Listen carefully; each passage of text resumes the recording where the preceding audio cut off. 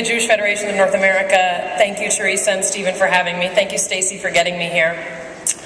I should tell you before I start, I'm a little bit of a nervous speaker. People are surprised to hear that I'm a nervous speaker. I'm also a nervous performer, but if you give me a couple minutes, it'll even out, I promise. I was asked to be here because I am a Jewish actress who is, as you saw, on TV now, and who also used to be on TV when possibly many of you were young, like I used to be.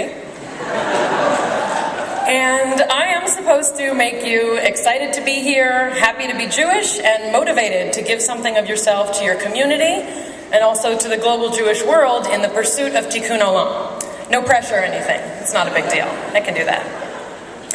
But I'm also here personally because I am a product of the Federation system. Who's here from the Los Angeles Federation? I support everything and anything that Federation seeks to do.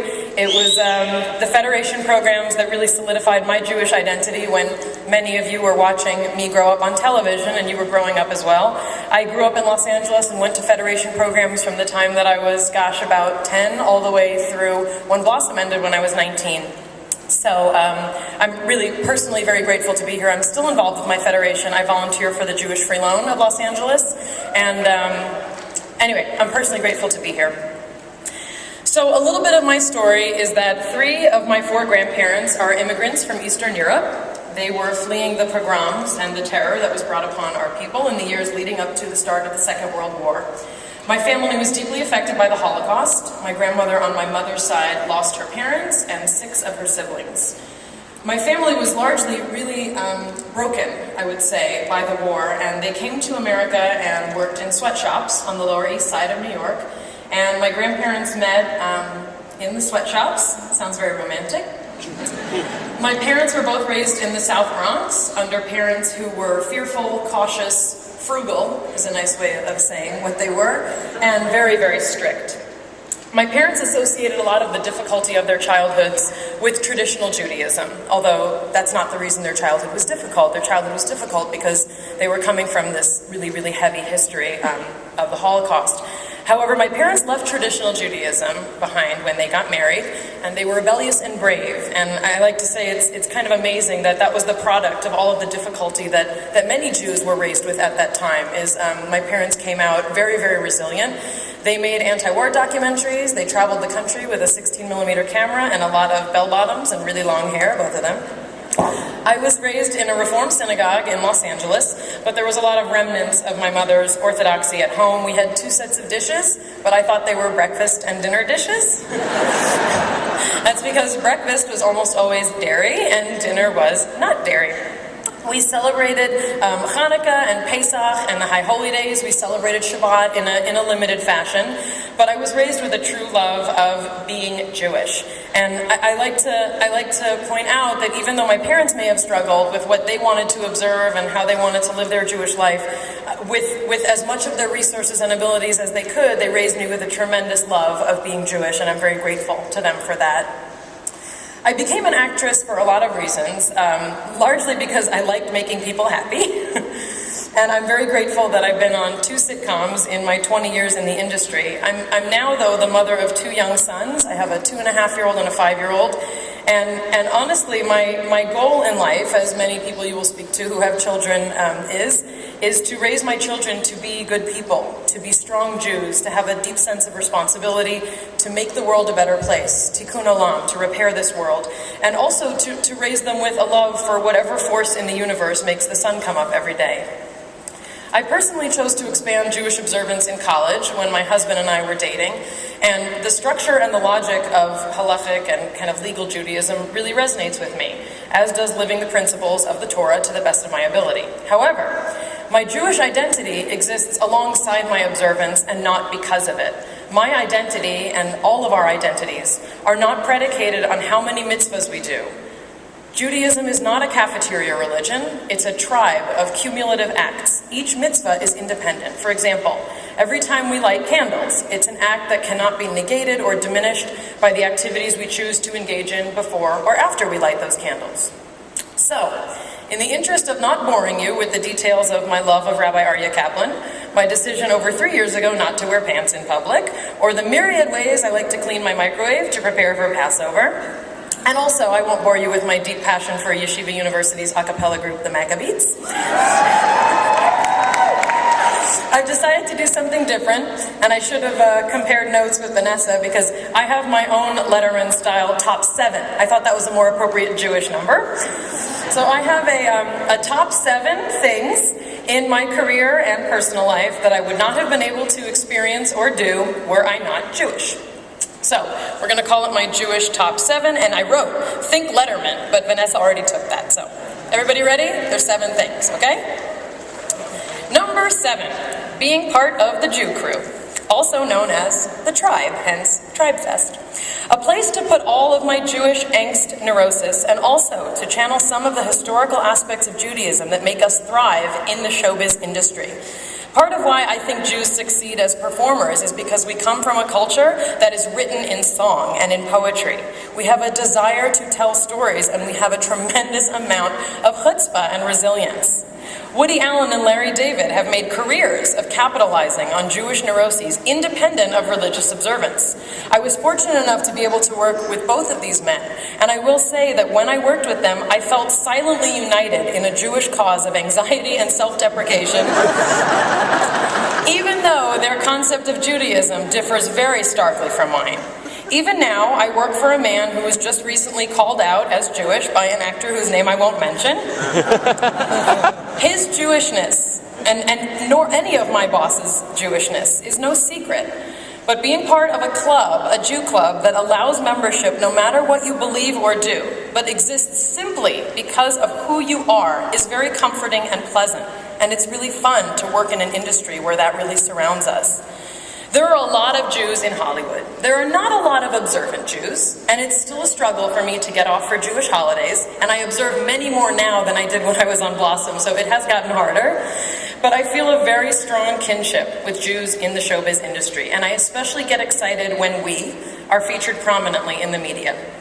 In addition, I got to meet the Maccabees this past Shabbos, and I was as proud as I was to be Jewish before Candlelight hit YouTube. I was even more excited to be part of the Jewish people when I saw the Maccabees. So that was the Jew crew. That was number 7. Number 6. Devotion to the next generation, and I do not mean the Star Trek Next Generation. Judaism gives us a notion of utter and complete devotion and responsibility to raise a generation who will pass on the Judaism and the Jewishness that we are privileged to practice in freedom. Even if we choose or don't have our own biological children, our community is one of dedication to the next generation. Each of us is responsible for the other. As a mother, Judaism guides and directs my parenting as I seek to impart the lessons and the ethics both of the Torah and our rabbinic sages. In addition, Judaism provides a powerful framework for marriage from antiquity, a framework that was centuries ahead of its time, and a tradition not afraid to grow and explore the issues of modern marriage and love that sets the stage for how we parent and raise the next generation. That was number 6, the next generation. Number 5, a country to call my own, Israel. Not to get political, but Israel is the country that I most identify with as mine. I am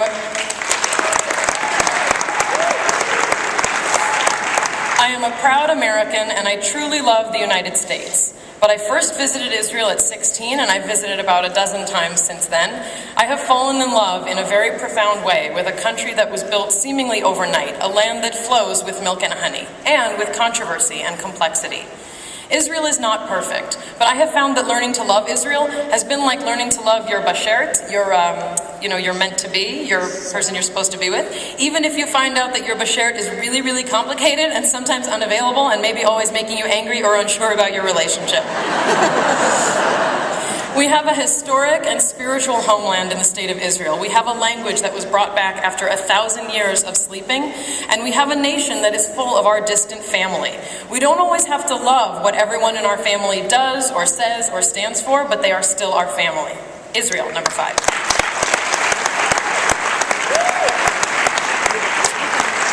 Number 4, brains. I called it brains. you'll see why. I went to college because that's what you do in my immigrant family. The immigrant philosophy in my family is that you get an education no matter what, even if you just had your own television show for 5 years and want to go sit on a beach in Hawaii.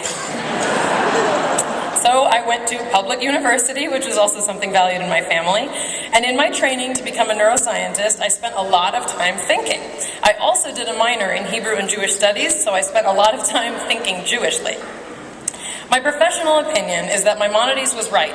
Intellect is the glory of God. Judaism is a tradition of learning, of analysis, dialectical discussion, debate, and argument. Even Jews who reject God find themselves forever enmeshed with the techniques of understanding that Judaism initiated thousands and thousands of years ago.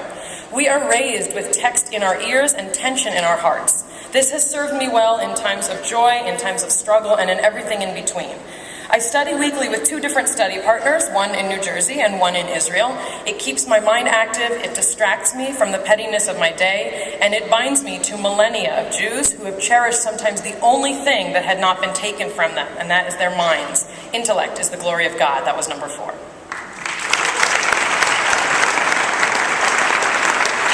Number 3, meaning, purpose, a purpose beyond my work. Judaism provides me with perspective. I understand I'm not going into the coal mines when I go on the Big Bang set, although sometimes it feels like it, and I'm very grateful to have a job like mine. But it's not easy on any given day, and what is easy is getting caught up in a lot of silly stuff, especially in the industry. Judaism gives me direction, a place to go when I feel overwhelmed. It gives me a framework for my purpose here on earth. Is my purpose to make as much money as possible, to be really, really famous, to be prettier than everyone and steal people's husbands? No. The purpose, philosophically speaking, is for me to find my purpose, to be helpful to others, to comfort the stranger, to be kind to all people. We were all made in the image of something divine. And Judaism teaches me this, humility and meaning. That's number 3. Number 2, a path. The Hebrew word is derech. No one has ever accused me of being perfect, except maybe my mother, and you know you can't trust your mother when she says stuff like that. Judaism reminds me constantly that I'm not done, I'm not perfect. I think there are so many commandments just to make sure that I can't ever think that I'm done and that I've gotten everything right and that I'm perfect. Judaism keeps me honest. The path, the derech that I am on winds around a lot, and I often feel lost. But I never give up searching for whatever it is that is ultimately not what I am seeking to find, but what is seeking to find me. A path. Judaism gives me a path. That was number 2. And finally, number 1, all of you. I would not be up here if I wasn't Jewish, and you wouldn't be sitting here listening to me if you weren't Jewish and if you weren't attending Tribe Fest today. We may not know each other, but we are all related. We share DNA, we share history, or maybe we share similarities such as eating the same foods at holidays, or having the same diagnoses for generalized anxiety disorder or diabetes, or extreme enmeshment with one's parents. Then I wrote, I can't decide which of those I should be more embarrassed to describe. Here's a hint, 2 out of 3. It's all good, and it's all because we are all Jews. We are all members of the same tribe. I don't believe in good Jews or bad Jews. We're just Jews with different levels of observance and different paths. But I am very glad that I found you all on this path, and I hope that you are glad you found me. Have an amazing time, and thank you.